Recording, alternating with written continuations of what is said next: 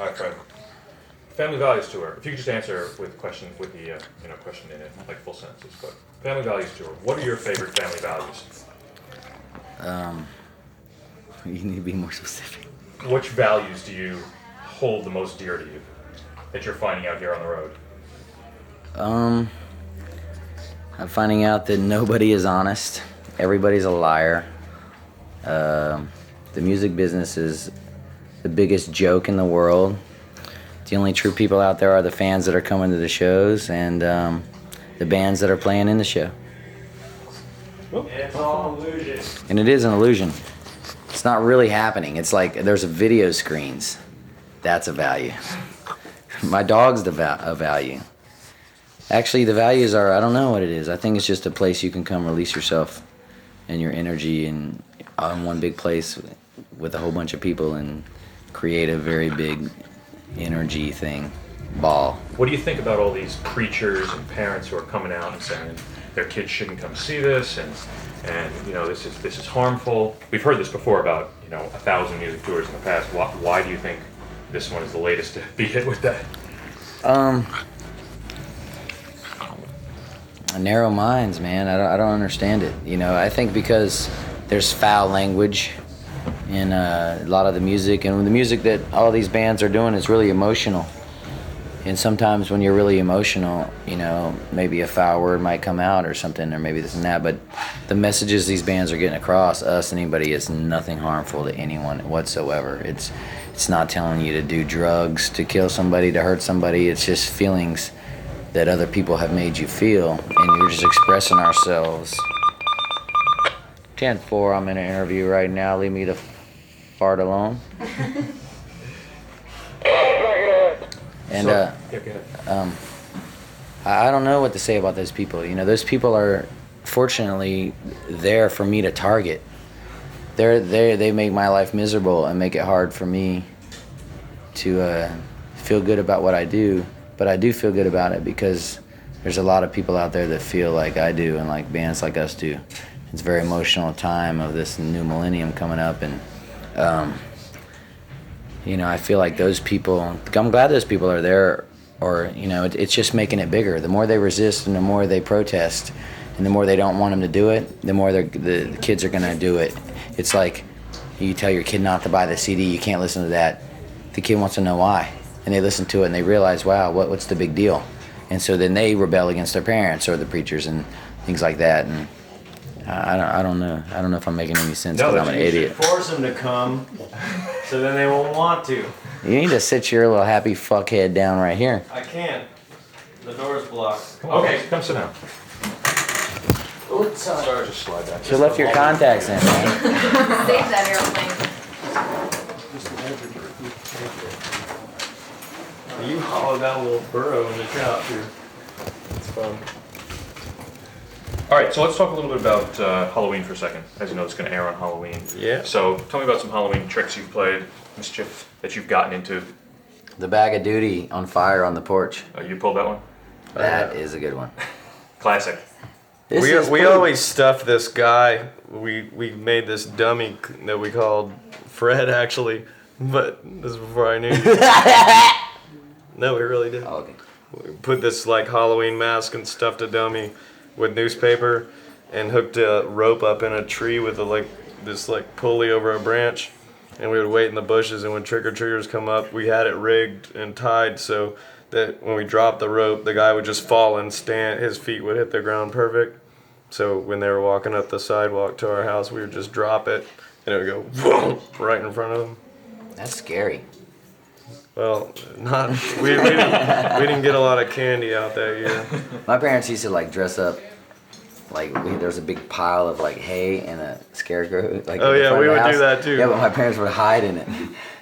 Or my dad I would dress he'd up be like under a dummy blanket. and put hay and meat like this and just sit with the candy bowl in my lap. There you go. Yeah, kids walking up and that's the worst. Nothing like being scared. Halloween is a good time for that. Haunted houses are what it's all about, though. Yeah, we used to put on one of those too. We did it all in my family. My dad's a Presbyterian minister, so. And so, what does your dad think about the whole Family Values tour? He hasn't seen it. Is he going to? Probably not. It doesn't go through Florida. He likes Limp Bizkit.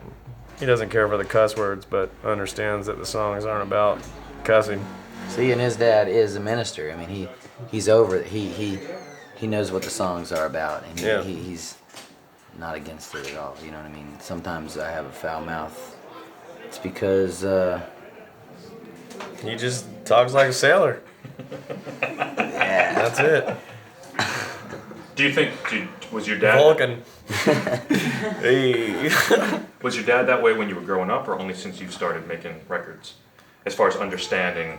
Oh, he was always totally supportive. You know, he had him and one of his friends used to tour around playing like folk music around Florida and Georgia at like pizza parlors and stuff. And they heard all kind of beer breath. They heard This all is kinds not of beer. This stuff. is milk. Got milk? There's something wrong with that milk.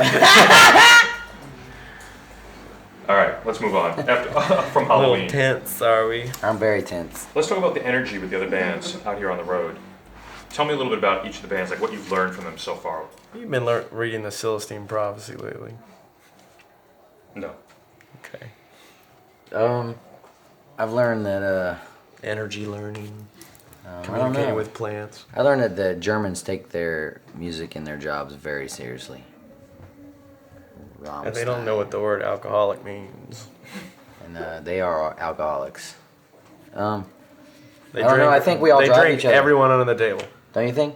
Hmm? I think we all drive each other like to do better. It's like We've saved so much on bus drivers this tour.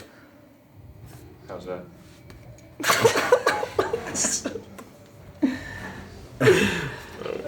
I don't We know all what he's drive talking each about. other. You tell him. Answer his question. Ask his question again. Answer the damn question. I'm sorry, I'll let you. This is serious. Get German for a minute. So how else? That'd be German. What have you learned from Ice Cube, for example? What have you sort of taken from the experience? No, of he being out said on the one road? word to me. He went, suck. That's all he said. He's cool, man. I've kicked it with him a lot. He's a very smart guy. I'm into directing and producing and things just like he is. And I don't know, I think how hype we get the crowd going and the energy we make in there, it drives him. He goes out there and we all kind of like interact with the crowd. He interacts with the crowd a lot. And now Korn interacts a lot more with the crowd than they used to. You know, we always have. We always try to make an informal thing between the crowd and us because it just makes you feel more in touch with the band. Makes We're it a very whole bad, lot easier. very bad at interviews, as you know. You're doing fine. As far as, different guys coming out for different songs from Right. different bands, that's something you usually don't see on a lot of these tours where bands are out together, because usually it's... It's competition, everybody thing. kind of, always. And do you feel competition, or is it more of a healthy competition, so it's not as fierce? I don't feel any competition whatsoever, I don't think. Do you? Except between the five of us, in the band. We're always competing between the band to see who's the best. Yeah, we're all checkers players, and it's just like the amount of tension on the I think bus it's cool is the way the unbelievable. bands, everybody comes out and mixes with each other. I mean, It's like Ice Cube comes out with Korn, Yeah. we come out with Korn, but really no one else comes out with anybody else. But it's just like everybody Well, Philly hangs was out. out, yeah. Everybody hangs Philly out comes out during our set, yeah, and that's for a It's second. pretty cool. He plays our bass line, and that's pretty neat. It's just a family. It's like it's like there's no It's really walls between all these comfortable. bands. The whole tour is really comfortable. There's no tension between And anyone. the catering's terrible, food completely is- awful. Korn's saving some money. So briefly tell the viewers here the relationship between you and Korn and how that all came together. I know you've done that for MTV in the past, but this is more for the documentary and stuff, the other stuff. He met Korn and lied and told him he'd been tattooing for a long time when they were opening for Orange 9mm. No, And, Sick of It All. They're opening for Sick of It All. Oh, Sick of It All. They did another tour with Orange 9mm, maybe the second time. I don't know. Anyway, so he told him he'd been tattooing a long time and kind of put sort of like, I've been tattooing like a month. yeah, So I brought him home to my house after their show, scarred him up pretty good. And we kind of let made him a wash bond. clothes and come hang out at So the every time house. they came in town, they would call us up to wash clothes or hang out. And finally, after we built a good friendship, we slipped them a demo of Counterfeit and Pollution and Stuck. And They went. That's how they went. And they gave it to Ross Robinson and so on and so on. And we've been touring. This is like our 5th tour with Korn. Cool. Okay. All right, if you want, tell me a little bit about the next video, the video you're talking about, because we'll save it until you have it done. You give it to us, then we can run this with it. Our next video is about being on tour with Limp Bizkit, seeing what it's like to be a rock star and live a rock star life, and to hang out with these bands that are, you know, the new movement, you know, Ice Cube and Korn and Orgy and Deftones and Primus and But it's like we put our crew in it a lot and put everybody It's else everything. that's on the tour. It's the making- everything the that goes making on. of everything that goes on from the time we wake up Everything's to the going time on. we go to bed. Yeah.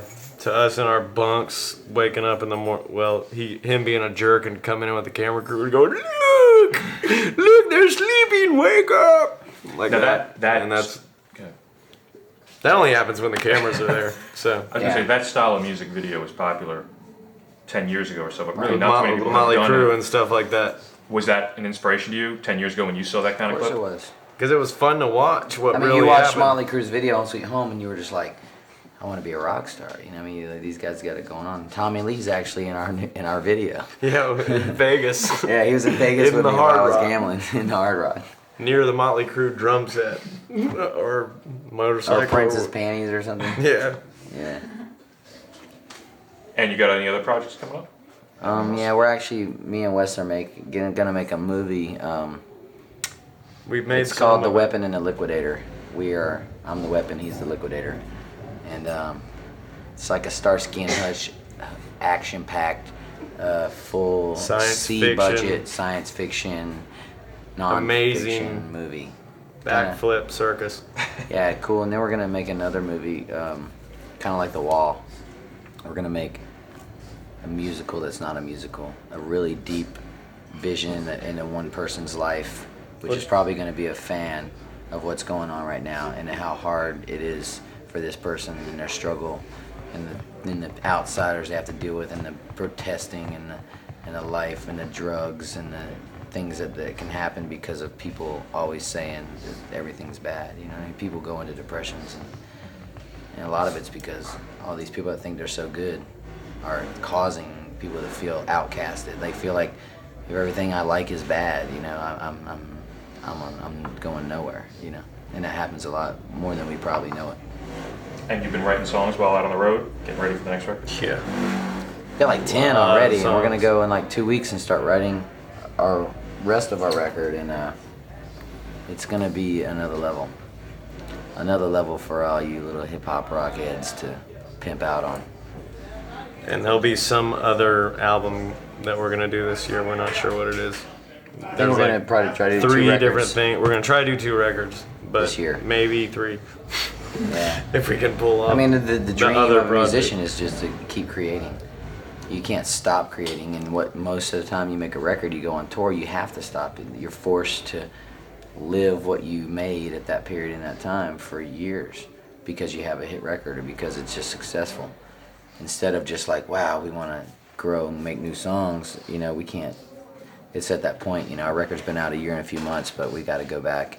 We were really immature when we wrote that record. Yeah, This time we're it's- just gonna crank out a whole bunch of heart and soul for you this year. This is a bleeding record. Yeah. We're gonna bleed all over this record. Cool. All right. Like, not even the one, all of them. Like, this whole year is gonna be like happy.